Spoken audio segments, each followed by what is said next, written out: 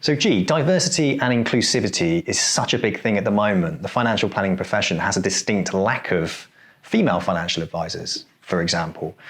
What are SJP doing about that? And how are you making this process massively inclusive for everybody? Yeah, I'm glad you asked. It's something I'm personally really, really passionate about, Sam.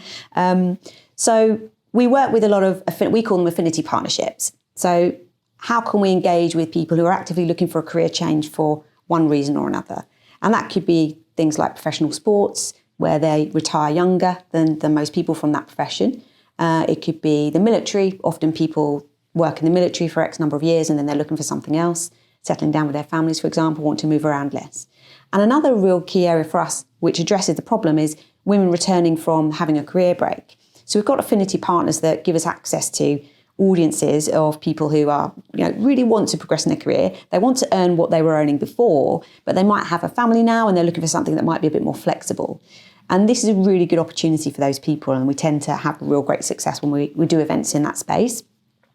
So what else are we doing? So trying our hardest to make sure that all of our events are inclusive. So our lineup of speakers show a broad spectrum of people from different backgrounds as well as gender.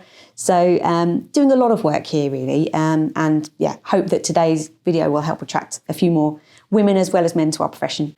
Financial planning is a profession that's open to everybody. Historically, the vision of the financial advisor tended to be a male, didn't it? Of a certain age. That's been knocking about the profession for a while. It's very rare that you'd see somebody of a different ethnic backgrounds even within the financial planning profession. As I'm sort of outwardly looking out in my job now, we're seeing more and more diversity across the profession. Yeah. So St James's Place are 100% obviously behind that. This is an academy that's open to everybody.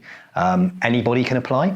Yeah, and again, if we go back to the gender as well as everything else, we used to have locations, and that used to limit people accessing the training. So we had 4 locations across the UK, and the training used to be intensive 6 months. So if you didn't live geographically close to it, it was difficult to come along. And that was especially, we found, for women, if they were sort of more of the caregivers, and that's a generalistic comment, but in general, more of the caregivers.